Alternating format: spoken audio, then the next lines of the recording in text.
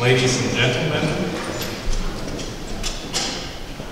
ich freue mich, Sie heute Vormittag hier im Kaisersaal des Frankfurter Römers und des Rathauses willkommen heißen zu dürfen, anlässlich des Empfangs zum 5. Deutschen Israel-Kongress. Ladies and Gentlemen, I'm very pleased and honored to have the opportunity to welcome you here on the occasion of the 5th German Israel-Kongress in Frankfurt.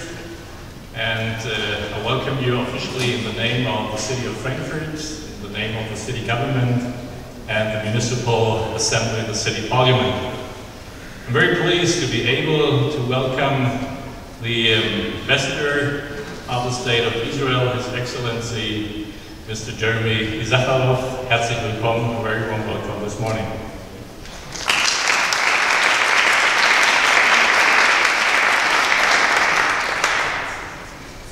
Also, for the General Consulate, I'm honored to welcome also our dear friend, Mrs. Sandra Simovic, Consul General here for Southern Germany. I think it's in, what was the name of the city? Munich? Welcome to Frankfurt.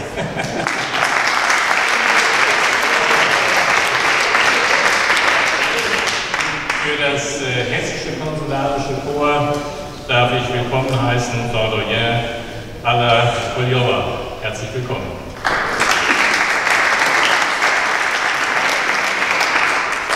Für den Hessischen Landtag darf ich den Abgeordneten Turgut Yüksel sehr herzlich willkommen heißen.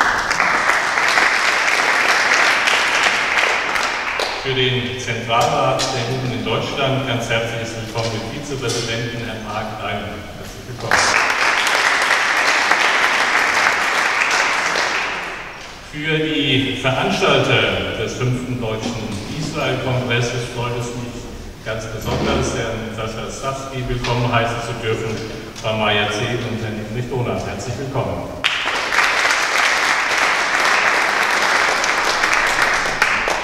Von Seiten der Landesbehörden freut es mich ebenso willkommen heißen zu dürfen, Herrn Polizeivizepräsidenten Dr. Walter Seubert. Herzlich willkommen. Ich begrüße die anwesenden Mitglieder der jüdischen Gemeinde Frankfurt, zahlreiche Repräsentantinnen und Repräsentanten, die sich aktiv für die deutsch-israelischen Beziehungen einsetzen. Stellvertretend darf ich willkommen heißen für die deutsch-israelische Gesellschaft Frau Claudia Korenke. Herzlich willkommen.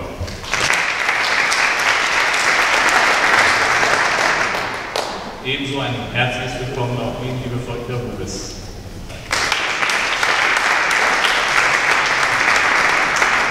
Für die städtischen Gremien begrüße ich ganz herzlich die amtierende Stadtverordnete-Vorsteherin, Frau Dr. Renate Wolter-Brandecker, die ebenfalls in der deutsch-israelischen Gesellschaft wirkt und engagiert ist. Herzlich willkommen.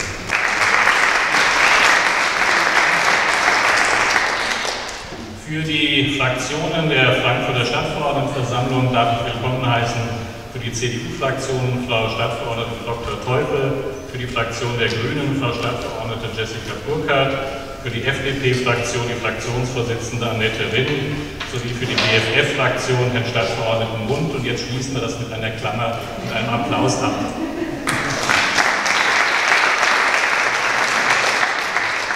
Für die kommunale Ausländerinnen und Ausländervertretung begrüße ich Herrn Thomas Medov sehr herzlich. Stellvertretend für die zahlreichen Ehrenträgerinnen und Ehrenträger der Stadt darf ich den Stadtältesten und Stadtkämmerer AD, Herrn Dr. Ernst Gerhard, sehr herzlich willkommen.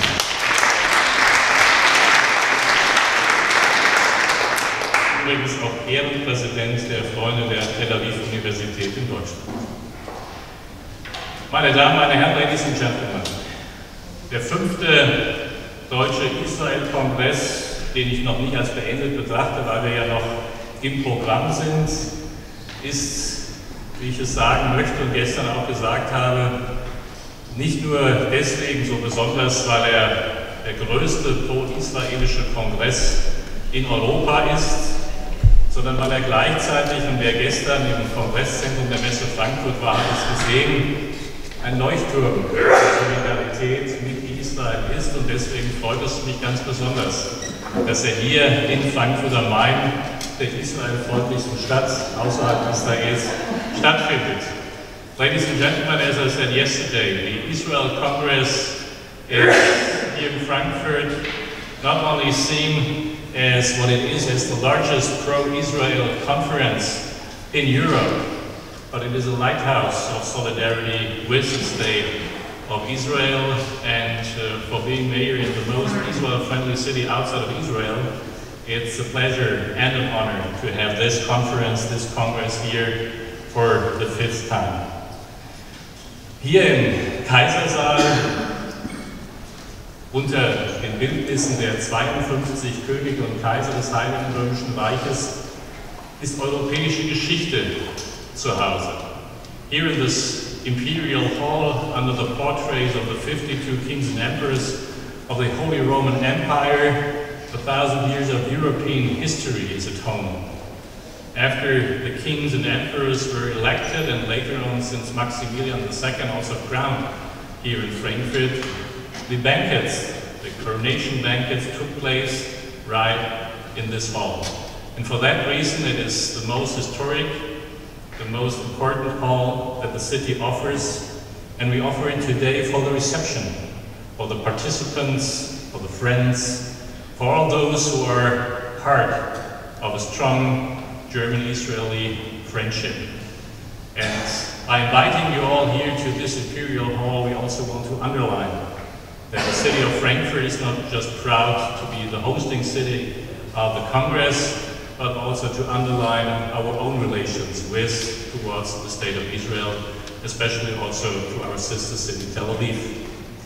Meine Damen, meine Herren, es ist tatsächlich ein starkes Zeichen, das wir setzen möchten. Dadurch, dass wir ausrichtende Stadt dieses Israel-Kongresses sind wir froh, dieses Zeichen aus Frankfurt herauszusehen. Und umso mehr wollen wir mit dem Empfang heute hier im Kaisersaal auch als Stadt Frankfurt selbst unterstreichen, dass es uns wichtig ist, diese Solidarität gegenüber Israel auch als Stadt Frankfurt zum Ausdruck zu bringen, und wir deswegen Sie heute hier eingeladen zu haben in den Frankfurter Kaisersaal. Wir hatten gestern ein beeindruckendes Programm bereits erleben dürfen, das die Vielfalt und die Buntheit Israels gezeigt hat.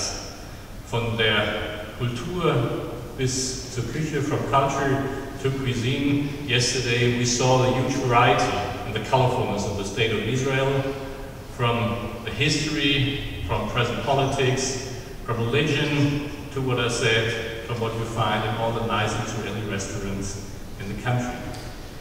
Und hier in diesem Saal, hier in diesem Rathaus, haben einst Dr. Walter Wallmann und Shlomo Lachat, Tschitsch Lachat und der damalige Stadtverordnetenvorsteher Korenke einen Vertrag unterzeichnet, von dem man damals noch nicht wie selbstverständlich ausgehen konnte, dass er ein so starkes Fundament werden würde für die stärkste, wichtigste und lebendigste Partnerschaft, die die Stadt Frankfurt zu einer anderen Stadt in der Welt besitzt. When former Lord Mayor Walter Wallmann and the former Mayor of Tel Aviv, Shlomo Lachat, Tschitsch Lachat, were signing the Friendship Treaty around 40 years ago, they probably hoped but weren't sure that this would really finally be the fundamental base of the strongest and the most vivid partnership that the city of Frankfurt today has with any city in the world. And this also shows the importance of our relations that we have. And over the years, many other initiatives added to this. It was the enhancement of the Beit Frankfurt, which is situated in Chada Yosef.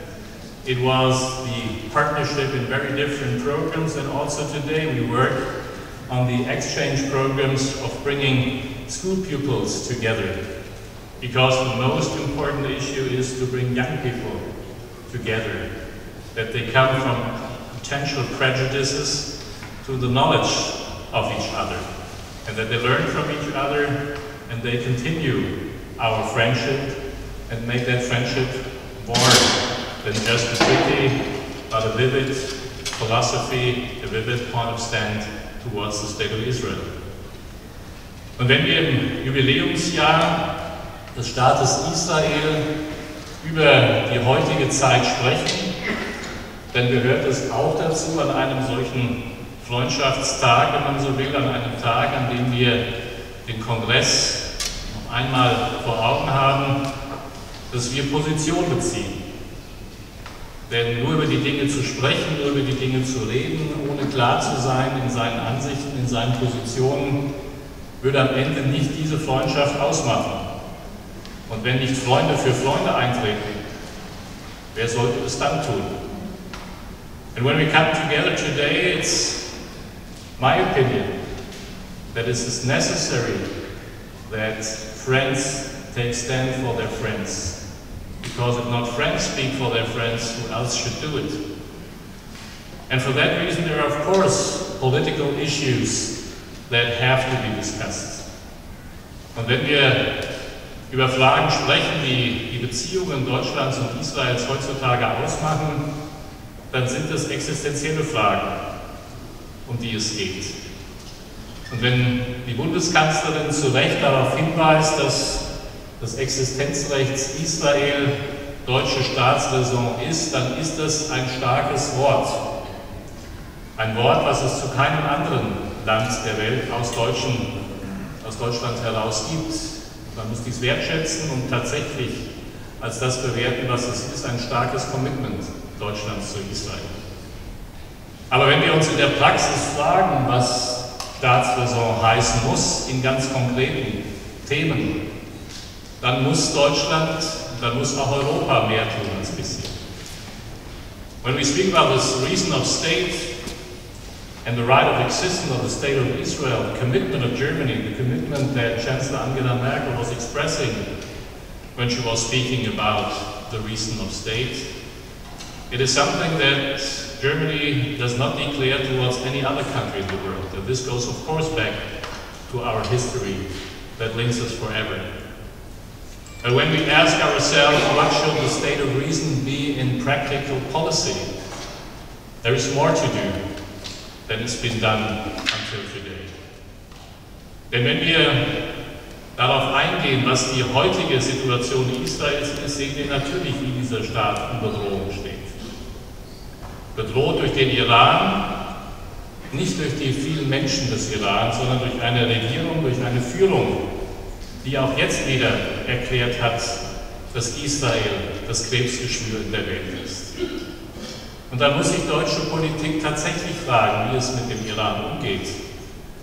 Und dann darf man nicht wirtschaftliche Interessen über seinem eigenen moralischen Wertmaßstäbe setzen, und dann sollten wir unsere Beziehungen zum Iran, und das ist eine schwierige Konstellation, aber wir sollten unsere Beziehungen zum Iran tatsächlich so lange einfrieren, bis die Grunderwartung, die mit der Staatsräson verbunden ist, erfüllt wird und sich auch der Iran zur Existenz Israels bekennt.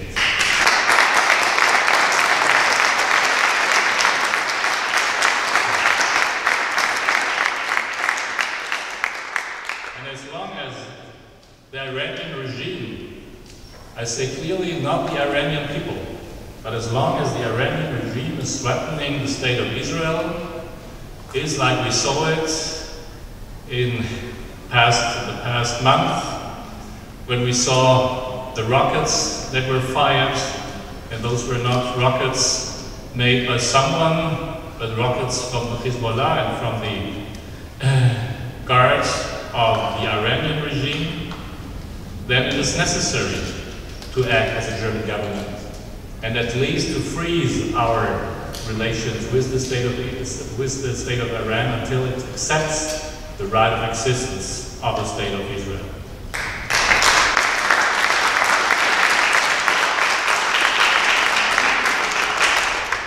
Und unter Freunden erklärt man auch auch nicht, welche Hauptstadt man akzeptiert oder nicht. Und ich sagte das gestern auch beim Kongress, when a country has its government, when a country has its president, when a country has its parliament, and even its Supreme Court in a city, then for sure it's the capital of the country. And for that reason we have and should accept, as Germans and as Europeans, that Jerusalem, by all the difficulties in the process of negotiating, that Jerusalem is the capital of Israel, and that should be clear for Germans.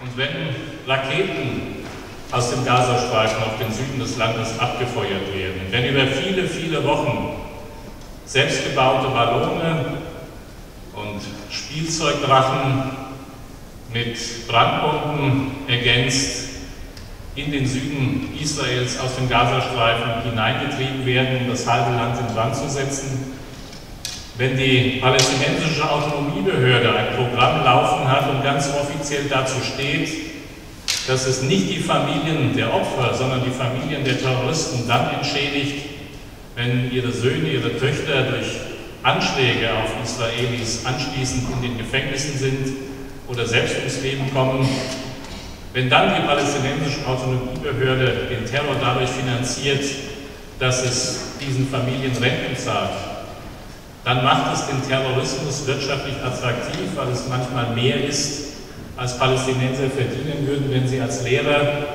oder in anderer Form arbeiten würden. And as long as the Palestinian Authority is paying pension programs, not for the families of the victims, but for the families of those terrorists who attack Israelis, who kill, murder, and hurt Israelis, and they come to jail or they die by themselves in doing those terrorist attacks. And as long as the Palestinian Authority is financing programs to make terror attractive, we should freeze our financial aid to the Palestinian Authority to say, stop this terror.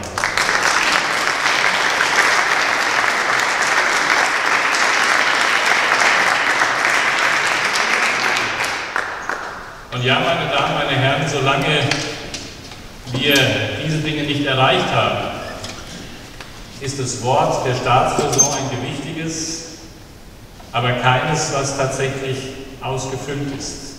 Zumindest nicht ausgefüllt genug. Und es gäbe viele andere Themen, die anzusprechen sind. Auch die Frage der Golanhöhen ist ein Politikum, natürlich. Aber wer die Sicherheitssituation des Nordens des Landes sich vor Augen führt, wer um die strategische Bedeutung der Golanhöhen weiß, der wird sich nicht vorstellen können, dass da einst die syrische Grenze wieder an den See Genezareth rücken wird. Das kann sich dieses Land, das kann sich Israel nicht leisten. And when we look at the security situation of the state of Israel, when we look at the strategic interests of the country, we also see that Israel will never, for its own security, for the security of its own people, give back the Golan Heights. It will not work that the Syrian border will sometime be again at the Sea of Galilee. And those truths have to be spoken out by someone. And you all work to strengthen the German-Israeli relation in some way. And for that reason, it is up to us to tell what is necessary and to speak about the different issues that we have to deal with when we speak about the state of reason, when we speak about the friendship that we have in between our two countries. Und meine Damen, meine Herren, wenn wir Freundschaft feiern, wenn wir einen solchen Kongress gemeinsam vollziehen, dann ist es wichtig, sich eben auch zu jenen Fragen zu bekennen, die wir als Deutsche aus unserer Position heraus gerade als Möglichkeit in der Hand hätten, sie in Europa voranzubringen. Wenn Deutschland diese Themen nicht annimmt, nicht aufnimmt, sich dafür nicht einsetzt, wird es kein anderes europäisches Land tun. Es gibt europäische Länder, in denen, vorsichtig formuliert, die Zurückhaltung gegenüber Israel noch viel, viel größer ist. If you look at the different countries in Europe, it is up to us, to Germany, to lead the path to come to the decisions in those questions. Because our country, Germany, is the strongest partner of the State of Israel. There are many more skeptic countries in Europe than Germany. And so if we are not leading the path, no one else will do. Und wenn in den Vereinten Nationen, we spoke about the Black Friday, und wenn in den Vereinten Nationen an einem Freitag 9 Resolutionen verabschiedet werden, die allesamt Israel verurteilen, dann mag man, wenn man tief in den Gedanken eines bürokratischen Apparates verhaftet ist, wenn man tief in dem Bemühen unterwegs ist, eine einheitliche europäische Position zu formieren, irgendwann dort ankommt, dass man sagt, dann schauen wir doch, dass die Resolution nicht so schlimm wird und man bringt sich ein, damit sie etwas besser klingt. And when we see those 9 resolutions 2 weeks ago on a Friday, a different Black Friday for the State of Israel, with 9 resolutions condemning the State of Israel. And if we see how Europe has decided, of course, when you are deep in the thinking of a bureaucratic administration, you might see why such a decision finally comes true. But if you ask yourself if we should part of condemning Israel, the answer has to be no. Und ich glaube, es ist möglich, meine Damen, meine Herren, dass es am Ende nicht eine Frage ist, ob eine Resolution am Ende vielleicht in ihren Worten schlimmer verabschiedet wird, sondern die Frage ist, ob sie überhaupt verabschiedet wird. Und wenn sich auch am Ende eine Mehrheit findet für 9 Resolutionen gegenüber Israel, die schlimmer klingt oder schlimmer klingen mag, es hat schon so viele Resolutionen in den zurückliegenden Jahrzehnten gegeben, dann wäre aber eine solche Resolution und dann wären auch 9 solcher Resolutionen weniger von Gewicht, wenn man sich in Europa am Ende darauf verständigt, auch einmal Nein zu sagen. Und das, glaube ich, sollte deutsche Außenpolitik ausmachen. Die Balance nicht dort zu suchen, wo am Ende ein vermeintlich geringeres europäisches Übel liegt, sondern den Weg dort zu beschreiben, wo es darum geht, tatsächlich für Israel Position zu beziehen. Und dann mag eine Mehrheit zustande kommen außerhalb Deutschlands, außerhalb Europas. Aber eine Resolution, die eben von anderen Staaten getroffen würde, wäre in ihrer Wertigkeit viel weniger als eine, die mit deutschen und europäischen Stimmen gemeinsam verabschiedet wird.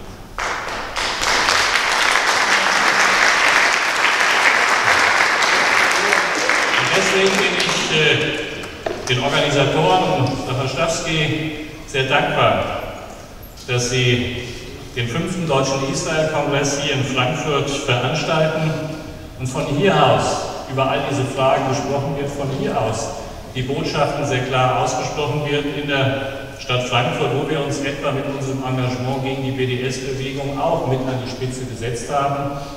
Nicht fragen, ob das alles bis in das letzte Kommata mit all den Fragen übereinstimmt, die wir am Ende vielleicht irgendwann noch mal juristisch klären müssen. Aber nicht das eine schon vorwegnehmen, sondern das politische Zeichen zu setzen, was in dieser Stadt nicht stattfinden kann, nicht stattfinden darf, muss uns in unsere Beziehungen zu Israel antreiben. And that is why we are on the forefront in our fight against the BDS movement.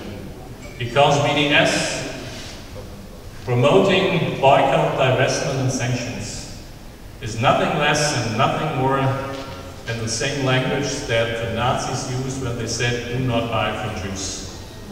It's a different pronunciation, but it's the same language, it's the same toxic ground on which they are walking to condemn the State of Israel and to find a path over anti-Zionism to promote anti-Semitism. And for that reason, we can do a lot as a city. Wir können viel als Stadt Frankfurt tun, wir können viel als Deutschland tun, viel als Europa tun. Und das haben wir in diesen letzten Stunden vielfach diskutiert. Ein Dankeschön an die Organisatoren. Wir schauen vorwärts zum 6. Deutschen Israel-Kongress.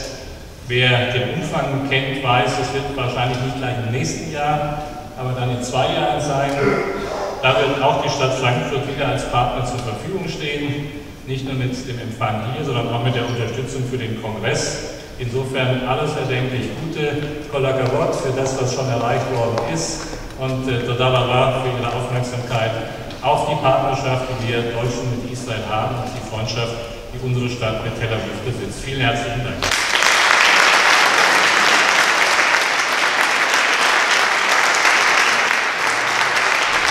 My good friend, and our good friend, Mayor Uwe Becker, who is such an incredible force for the bonds between Israel and Germany. I appreciate very much this meeting today, and indeed your support for the 5th German Israel-Kongress. It's been really an amazing show of force. I really want to acknowledge your support and friendship and leadership. Thank you very much.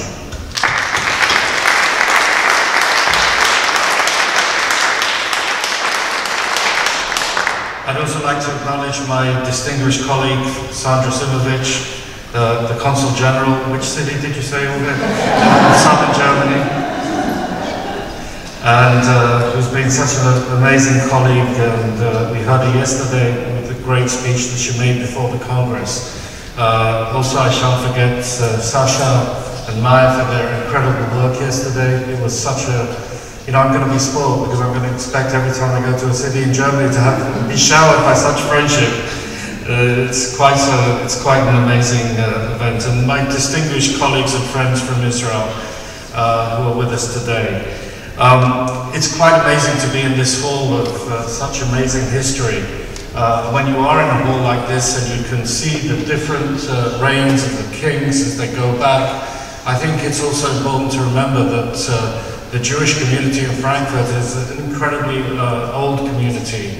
I think we're approaching now 1,000 years since it was established here. And in many ways, as Frankfurt has become a very major city in Germany and a leading financial center, I think it's also become a beacon and a symbol of friendship and tolerance towards the Jewish people.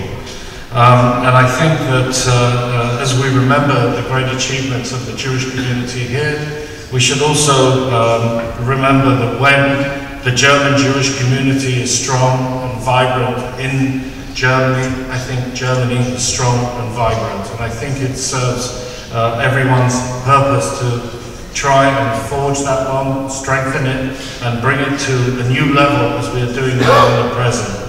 And I've always said, while we've had a very difficult and trying past, we mustn't let that past define our present and our future.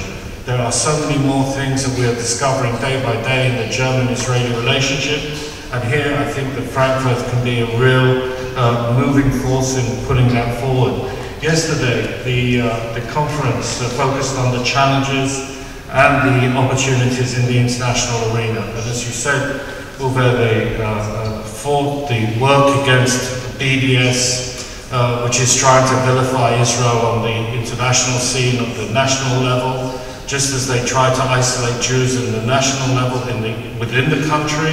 They are trying to isolate and delegitimize Israel in the international arena. And today the difference is that we will fight back. And we have friends that will help us fight, but more and more we are determined not to let this pass. And it's not just anti-Semitism, which today, as I've said, doesn't just threaten Jews, it doesn't just threaten Israelis, it threatens also the democratic fabric of Germany that has become so strong since the Second World War. In many ways, being anti-Semitic, it should be seen as being anti-German. And I think that it's not just to fight on anti-Semitism and to fight against BDS, but we also have to fight for truth in the community of nations, in the United Nations. And it was referred to here the other day when a number of resolutions were passed, 9 on that Black Friday in the UN. Not that I get very excited about these resolutions. I've been serving in the UN, and many times you see that they amass thousands and thousands of resolutions that have no meaning, but have a very offensive meaning towards Israel. And one of them in particular that talked about the Golan Heights, about Israel's repressive measures on the Golan Heights.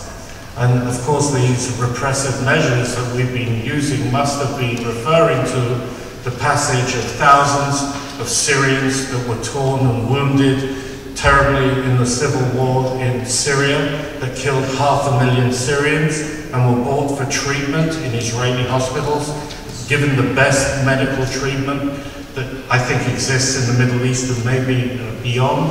The immense humanitarian aid that we gave to Syrians living across the border, maternity hospitals that were set up during the time of the strife. So these must be the repressive measures that were on the Golan Heights, because I don't know of any other repressive measures that existed.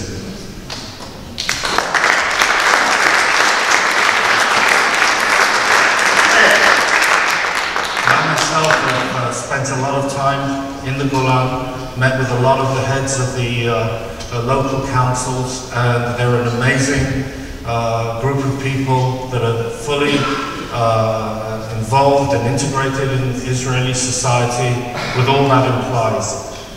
They have, for whatever reason, a very great penchant for educating dentists, and I was with the head of council of Majd al-Shams, which is a Druze village on the Golan Heights, and he boasted, for every mouth in our village we have a dentist.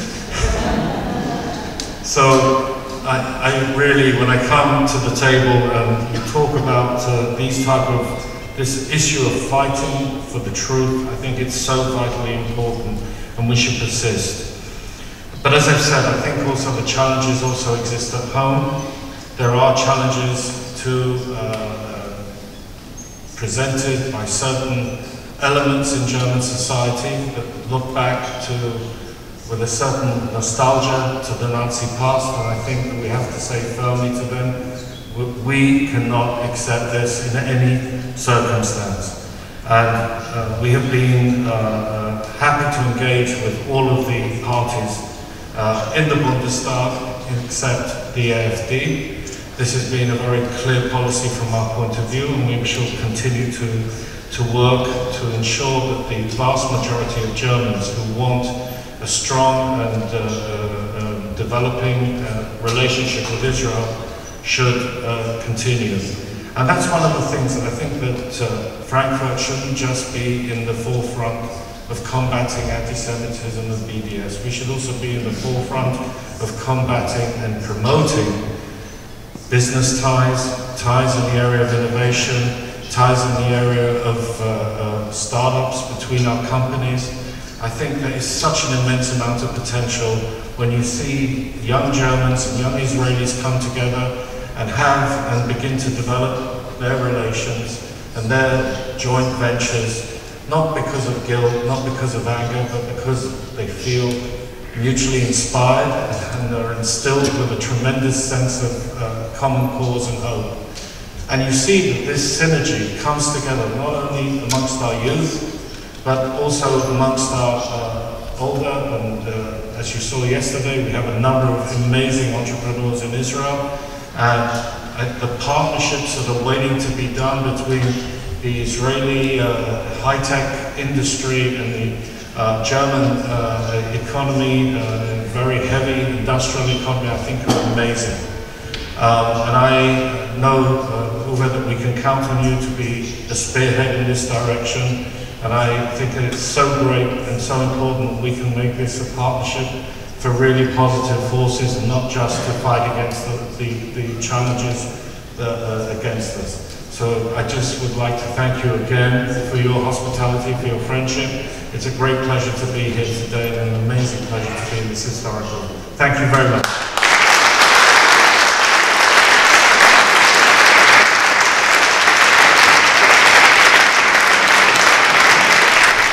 Sehr geehrter Bürgermeister, liebe Becker, Exzellenzen, lieber Sacha, meine sehr verehrten Damen und Herren, liebe Freunde, es ist mir eine sehr große Freude, im Namen des Zentralrates der Juden in Deutschland und des gestern frisch gewählten Präsidiums heute hier ein Grußwort an Sie richten zu dürfen. Sie alle dürften in den vorgestrigen Tagen des Israel-Kongresses bestimmt noch überwältigt sein von dem, was sie erlebt haben, und ich hoffe, dass Sie alle immer noch auf dieser weiß-blauen Wolke schweben. Leider ist das mir wie auch meinen Kollegen im Zentralrat, nur einige konnten, hoffe ich, Sie gestern besuchen, selbst nicht möglich war, dieses Jahr dabei zu sein. Da die jährliche Ratsversammlung, und das ist schon seit über 20 Jahren so, immer am letzten Wochenende im November stattfindet.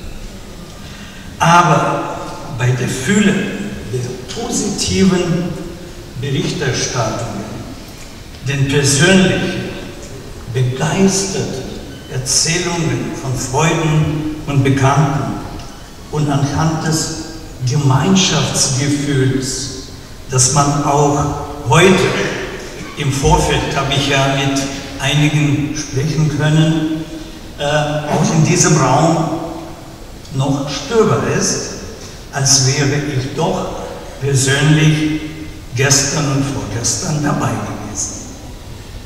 Auf jeden Fall darf ich erst einmal dir, lieber Sacha, aber auch deinen Mitstreitern und dem gesamten Team sowie allen Beteiligten und allen Helferinnen und Helfern einen großen Glückwunsch zu dieser tollen Leistung aussprechen. Ihr habt Immenses geleistet, damit Israel nicht nur an einem Tag bei den Menschen in Frankfurt zu Besuch ist, sondern, ich hoffe, ab jetzt auch in den Herzen der Menschen hier auch dauerhaft bleibt. Zum 70. Geburtstag des Staates Israel, das wir in diesem Jahr begehen, ein wahrlich wunderbares Geschenk an uns selbst. Der Israel-Kongress ist eben nicht nur eine Veranstaltung, die die kulturelle Schönheit des jüdischen Staates, seine Geschichte, seine Errungenschaften und Herausforderungen einem interessierten Publikum präsentiert. Es ist zugleich eine Veranstaltung, die notwendig ist, um eine der größten Herausforderungen, denen auch die jüdische Gemeinschaft weltweit konfrontiert sind, effektiv zu begegnen, nämlich dem israelbezogenen Antisemitismus.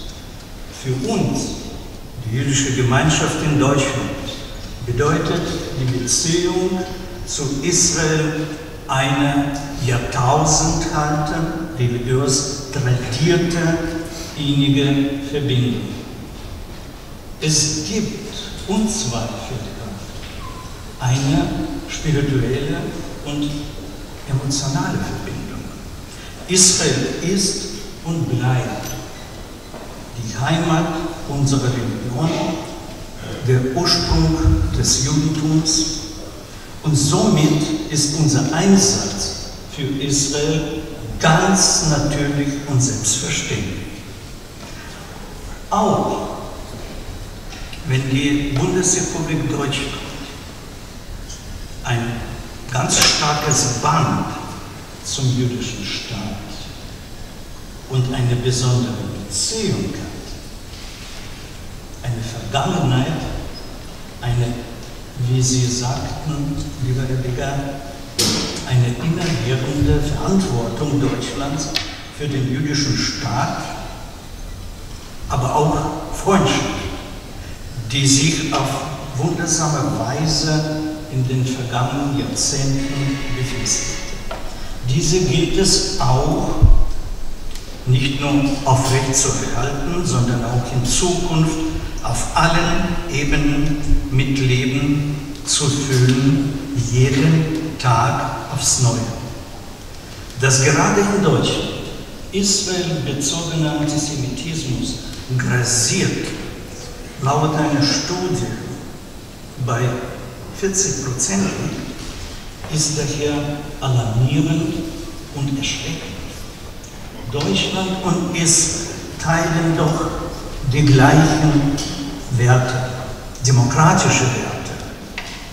Zwei Staaten, die trotz unterschiedlicher politischer und geopolitischer Umgehung dennoch die gleichen Werte wie Moral, Freiheit, Gleichheit leben.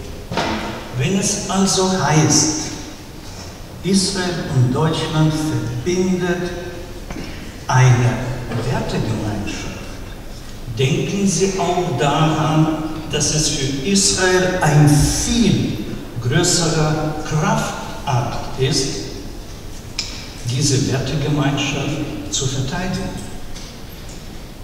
Wie Sie gerade erwähnt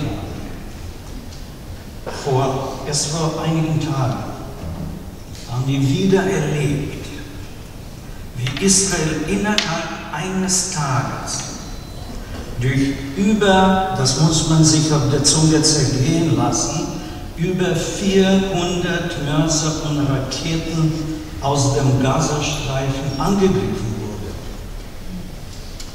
Über 400 Raketen, die vom Gazastreifen herrschenden Terrororganisation Hamas willkürlich auf Kinder, Frauen, Männer in Israel abgeschossen wurden, nur mit einem Ziel, die größtmögliche Opferzahl zu erreichen. Ich frage Sie, welches andere Land, ja, wie würde Deutschland reagieren, wenn Frankfurt, Köln oder Berlin mit einem derartigen Raketenhagel überzogen würde und die Menschen nur 30 Sekunden hier Zeit hätten, sich nach dem Alarmsignal in ein eigens konstruierte Schutzräume sich in Sicherheit zu bringen. Tatenlos mit ansehen, wie Terroristen die Vernichtung des Staates Israel vorantreiben oder seine Bürgerinnen und Bürger beschützen und verteidigen für den Staat Israel, wie schwer das ist. Wir können uns solche Situationen hier in Deutschland kaum vorstellen. Dafür sollen wir dankbar sein. Aber in Israel gehören diese Situationen, der Kampf zu überleben, zum Alltag seit seiner Gründung vor 70 Jahren. Dies sollten sich auch unsere Politiker ins Gedächtnis rufen, bevor sie Ratschläge für eine gemäßigte Reaktion erteilen oder dabei von Gewaltspirale sprechen, als hätte Israel eine Wahl und sei selbst für die Eskalation verantwortlich. Und auch die Medien sollten sich hier ihre Pflicht einer neutralen Berichterstattung und Aufklärung wieder stärker bewusst werden. Wenn groß getitelt wird, Israel greift Gaza an, wie in der Süddeutschen Zeitung geschehen, und erst im Fließtext der Raketenbeschluss aus dem Gaza kurz Erwähnung findet, dann ist das meiner Meinung nach alles andere als seriöse, faire und wahrheitsgetreue Berichterstattung.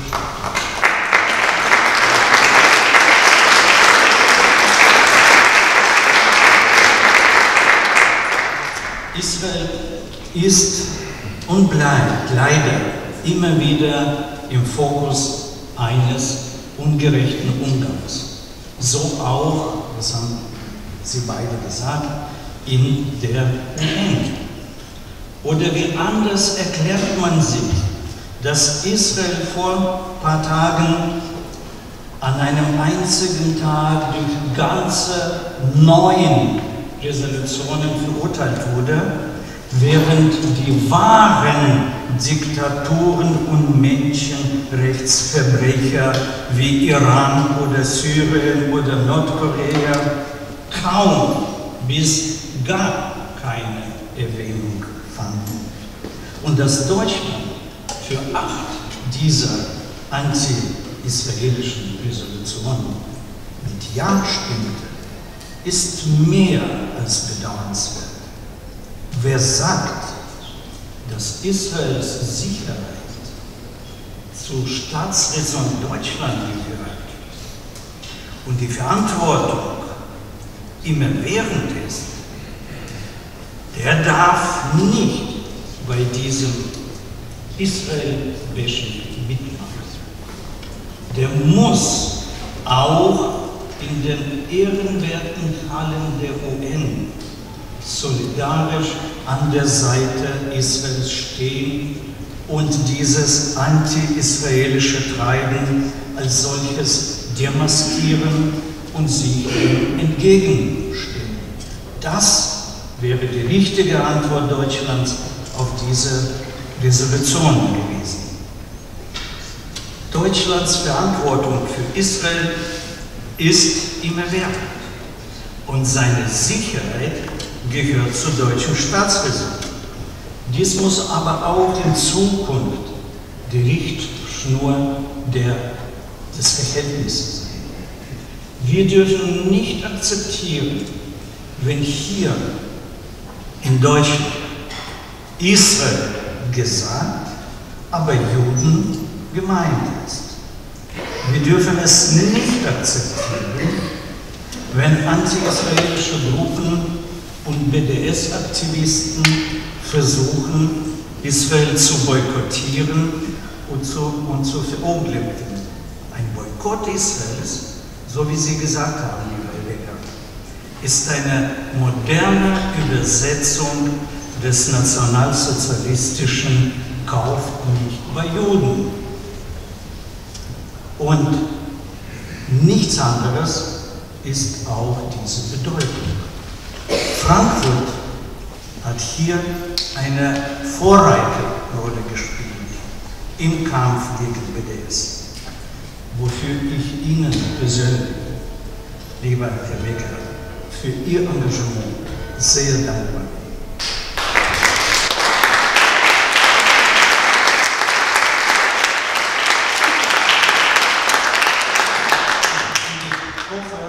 Dass viele Städte diesem Beispiel, diesem Vorbild auch folgen werden. Für uns ist klar, wir werden jegliche Art der Delegitimierung und Dämonisierung des Staates Israel entgegentreten, wo auch immer dieses vorkommt. Unsachliche Kritik, die nichts anderes als Doppelstandards begründet oder antisemitische Ressentiment bedienen, werden wir gemeinsam bekämpfen. Und der Israel-Kongress gestern hat auch gezeigt, wir sind nicht allein. Nein, wir sind sogar sehr viele. Und es gibt Kraft, Hoffnung und Mut.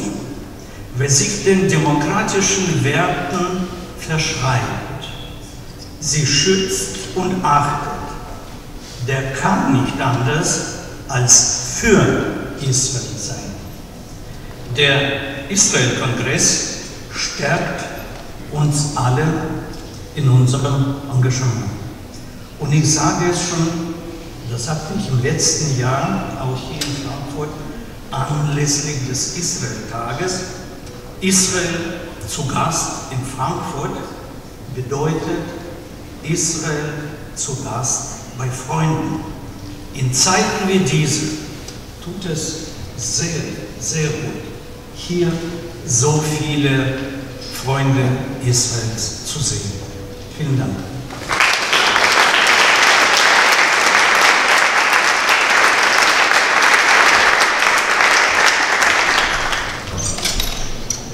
After hearing all these nice speeches, I can cut down my speech, which I appreciate. And I would like to start welcoming everybody. And also don't greet everybody because I usually forget somebody. So everybody is very welcome. Thank you for coming here today. And a special thanks to Mayor Peter Feldmann and for aligning this reception, and for Mayor Uwe Becker for always standing at the side of Israel.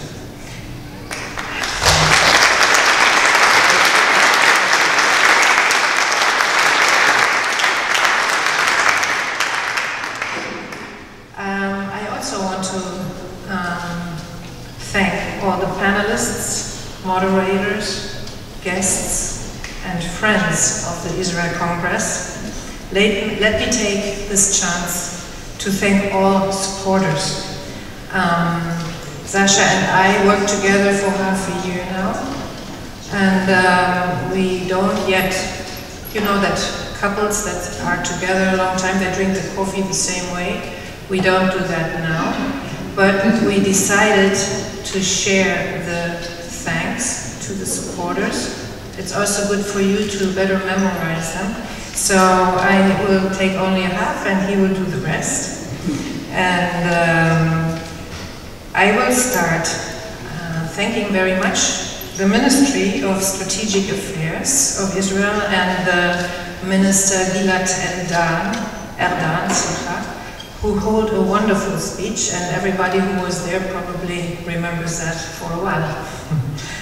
And we thank the Foreign Ministry and its General Director, Noam Katz, for coming here. We thank the Central Council of Germany for the support, the City of Frankfurt, Israel Bonds, with their representatives coming here from Israel Memon, and also Shai Babat from the Ministry of Finance, and the German representative, Michael Klaus. Did I forget somebody? Good luck. Then I would also thank all other supporters we had, and I can only name a few, but the Jewish community of Frankfurt, Select Reisen, El Al, Regine Sixt, Bnei Brit, and the neighborhood Frankfurt Schönstedt Loge, and Simona and Ralf Hofmann, Imrich Donat with Akim, Jakob Donat with his insurance, and the many big and small supporters. We wish to have more, but you will hear some more from him. Our team, they are all here, and I know this is not very usual, but I would like to do it. I want them to stand up, please. Our team, please, stand up.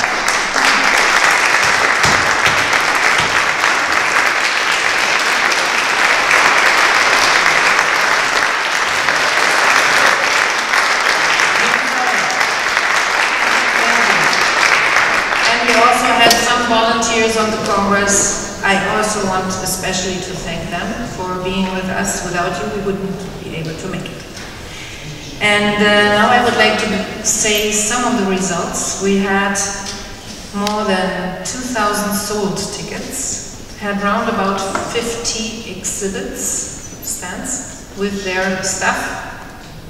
And we had 200 NGOs that support us, and for far more than 500 honorary guests and with the speakers and guests from Israel. And so they joined us from all over Germany, from Israel, from Kurdistan, from the US, and other countries.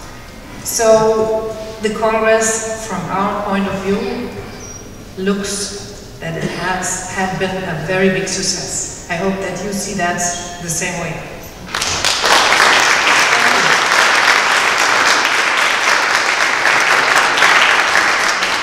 The Congress had two aims, and that was mentioned before: to give the more than 200 NGOs and network partners a platform to come together and assure each other not to be alone on the behalf of Israel solidarity, and to exchange and grow together. And the second is to present the image of Israel being a vibrant democracy with exceptional economy, science, culture, and especially cooperation of the people with various backgrounds in an exemplary way. And I hope it came to your ears that we had very, very interesting help organizations and institutions in Israel that have been working together and going out of Israel to help in all these situations where people are in how do you say, in need. Yes. We have been very happy that they all came here to present themselves, and that made the title Nation of Nations. Not only in speeches and talks, but also through the exhibitions that show the enormous variety of the country. People could see these things that Israel represent. This was not the first Israel-Kongress, but that I joined. I was here in 2016, and I was in Berlin 2013 when it was there. But this was the first one as a co-director, and I have to say, you don't believe it, but I did. I had fun. And mainly because of all of you who came here and showed me you care about Israel as much as I do, and that's the motto. That is what makes that Congress so important. And I have to say thank you to Sacha, because he is the soul of everything, and he really gives his soul.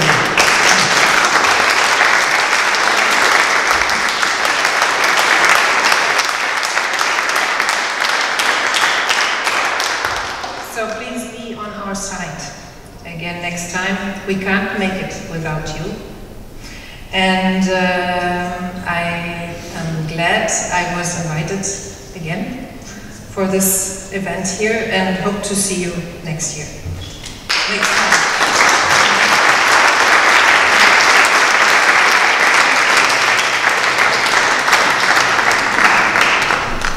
Wow, what a weekend we had. What a last few months we had. What a last few weeks we had. It's been an incredible challenge leading up to this Congress. The many people I met, the many talks we had, finding incredible support. Becker, you were amazing. You believed in us from the beginning. We're grateful to you, and we're most happy to honor you, and we're grateful to the city of Frankfurt. Thank you.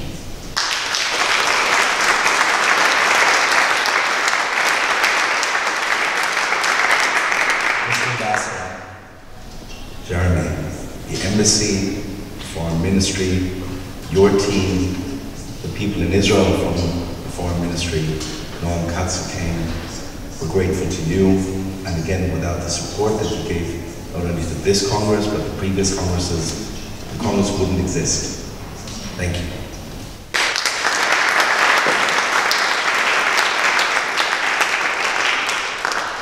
And you also have the patronage of the Congress, together with Josef Schuster. So we're grateful extremely to the Central Council for the support you've given to every Congress. Thank you.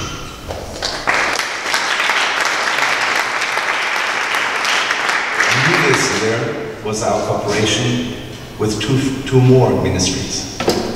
For the first time, we worked closely with the Ministry of Strategic Affairs, who brought a whole delegation. We had the Minister for Strategic Affairs, Gilad Erdan, and we also had on board the Ministry for Jerusalem and Heritage.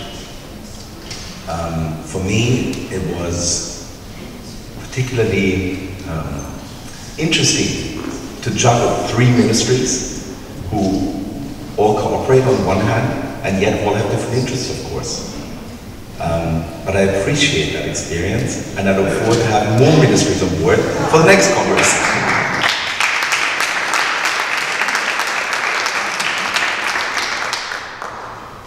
One of the big challenges with this Congress, of course, always is finding the right support, making it financially viable. And every time I can tell you now, at the end of the day, it's a struggle making ends meet. But thankfully, there are some organizations that value what we do and are ready to support us. I'm very, very grateful to our friends from Israel Bonds. You were partners at the last Congress, you were partners at this Congress, you brought a whole big delegation, you brought your top leadership, Israel Maimon is here with us. And we really appreciate the fact that both your top leaders are actually here, and that you led two amazing panels for which you brought the speakers. Thank you for that.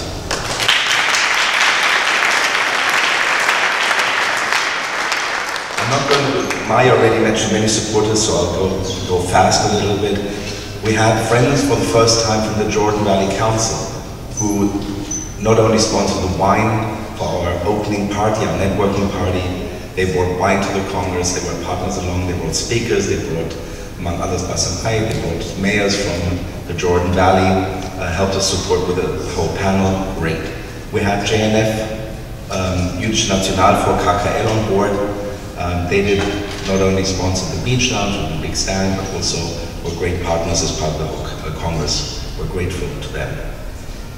We had Akim, Imrich Donat, as a partner who was running around with us trying to generate support, and we're grateful to you, Imrich.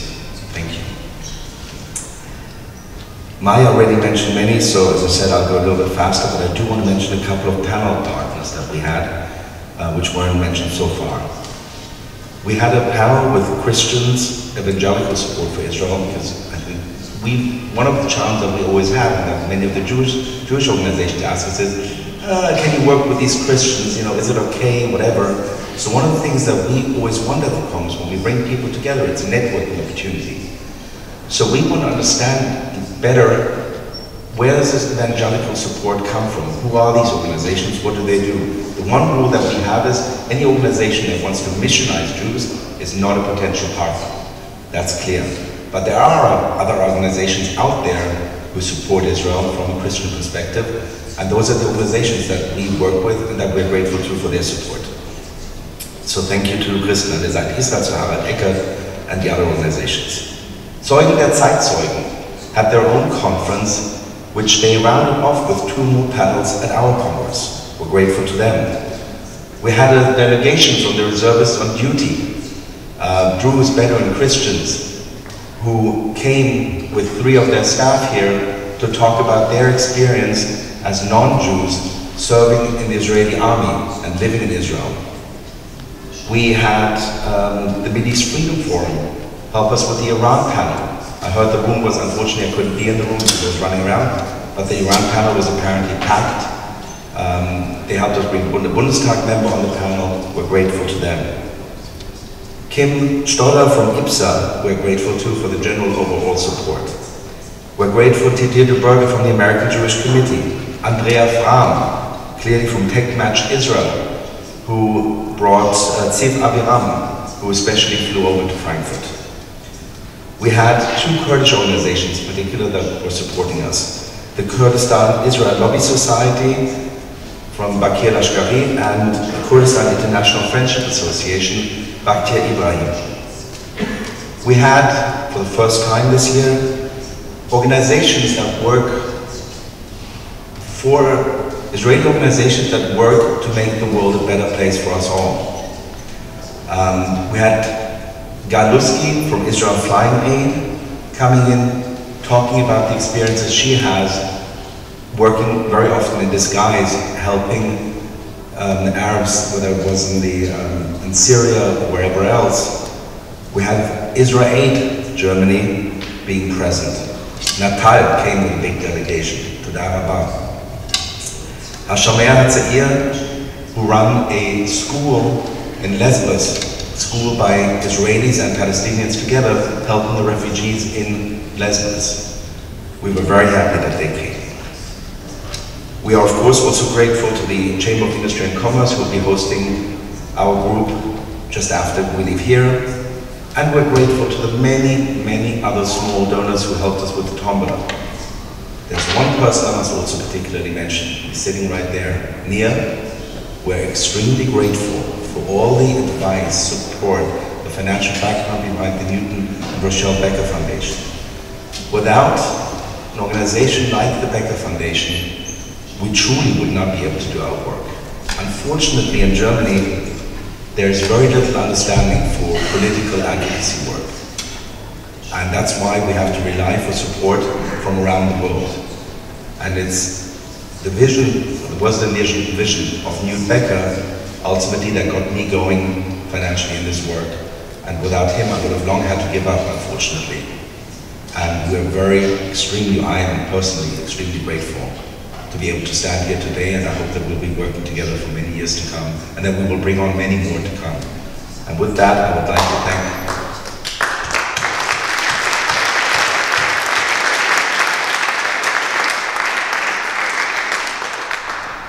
I only picked out a few. My last thanks, again, Maya already said it, but I can't repeat enough. My thanks go to the entire team. Maya, who's now been on board for 6 months, great working with you, and I look forward to the next years to come. And the entire team. We brought everyone, pulled out whatever everyone could, day and night. They had to give them their utmost. It was a challenge for everyone, but it was great working with you guys, and thank you. And thank you to you all for being here, and thank you again to the City of Frankfurt for hosting us.